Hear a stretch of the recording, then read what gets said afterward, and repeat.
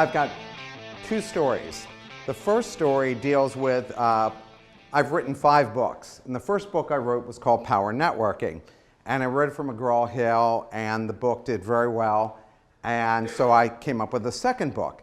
And the book was based about how to turn around the small company. So I went to my publisher and I said, I've got this great idea for a book that I think is going to do really, really well.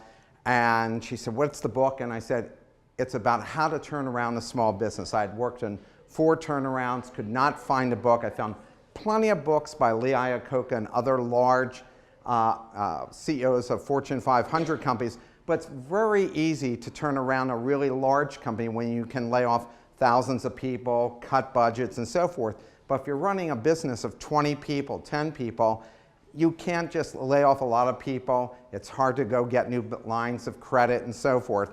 So I said, what really needs is a book about how do you go about fixing this type of small business. So she looks at me and she said, I don't see anybody going to buy a book on how to turn around small business. They want books that are going to energize them, make them feel great, make them want to go and start a business. They're not going to want a book that tells them how to fix a business. So I said, well, the SBA says there's 1 million businesses a year that need to be turned around, 1 million small businesses a year, so it's a very large market. I think it will have good reception. She said, we're not interested in this. So I went to the Writer's Guide and I wrote to 47 publishers about this book. And so I got rejected by our 47. I wrote to the same 47 again. I said, I'll tell you what, I will not take any advance on this book, and I will only make money based on you being able to sell this book. Again, 47 letters back, they all turned me down. Wrote back to the same 47 people because I'm just not going to give up here because I really believe in this idea. Wrote back to them and said, not only will I not take an advance, but I will pay for every book that you don't sell. So I'm thinking, this is going to be a lock for me to get a contract. All 47 said, I'm delusional, there's something wrong with me. Forget it, don't even write to us again. So I go back to my publisher and I said, I guess you're right, nobody wants this book. And she said, do you still really believe in this book? And I said, absolutely. I said, I'm actually thinking of self-publishing this book. She said, I've got one more guy who used to work here. His name is Jerry Calamise, and Jerry had started a business that had failed, and I bet you Jerry really could relate to this. So I wrote to Jerry Calamise, who at that time was an editor at Adams Media, a big business book publishing company, and I sent him my manuscript and my cover letter, which said, hey, I won't take any upfront money, I'll cover whatever you don't sell. I get a letter back with a check and a contract that says, love this idea, here's a check for $5,000. This is part of your upfront payment of $10,000. We will take this book and we're going to go and publish it.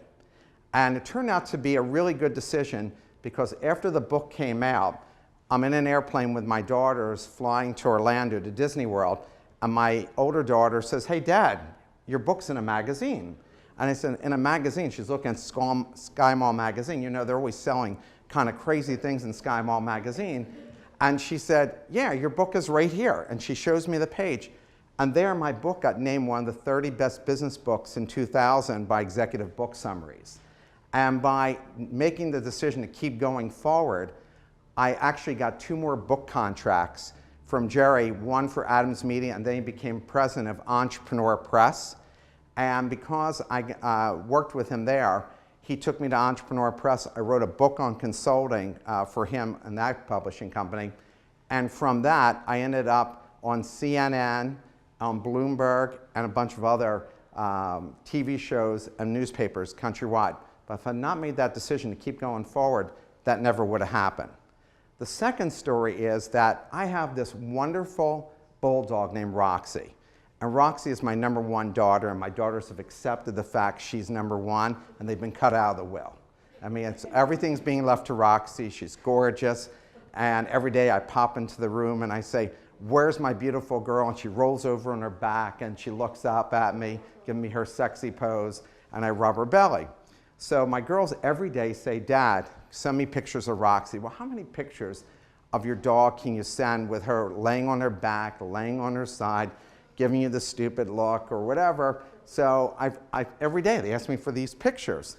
So after about a month of doing all these pictures, I thought to myself, there must be an app out there that you could go take a picture of your dog and put different outfits on the dog. And what if you could put different outfits on the dog and actually sell these outfits on there? So you would not only have something cool to send to people, but you could also make money off of it. So I wrote a plan for this, and then I did a national survey, talked to friends of mine who actually had run pet food companies, and my survey came back, and I was a little surprised. I thought the numbers would be higher, but only 51% of people said they would be interested in this app, and only 28% of the 51% said they would actually pay for this app. But still, 28% is a huge number when you consider how many people own dogs in this country, 63 million. So it's a really large number. So I put out on LinkedIn that I was looking for somebody to develop this app. I had 30 different developers contact me, narrowed down to one developer. The developer put together his proposal. I got 2 people who understood how to build apps. And the whole time I'm talking to them, I'm really worried that the hat won't fit right on Roxy. That when you put this hat on, it's just not going to fit right on her and that scarf. And if it's not perfect, then it's really not going to be able to sell and it's not going to really work. But they kept reassuring me it's going to do it. I hired these experts and I said, these guys seem to know what they're talking about and so forth. So I finally said to these guys, listen, I'm about ready to say yes, but here's what I want to ask you.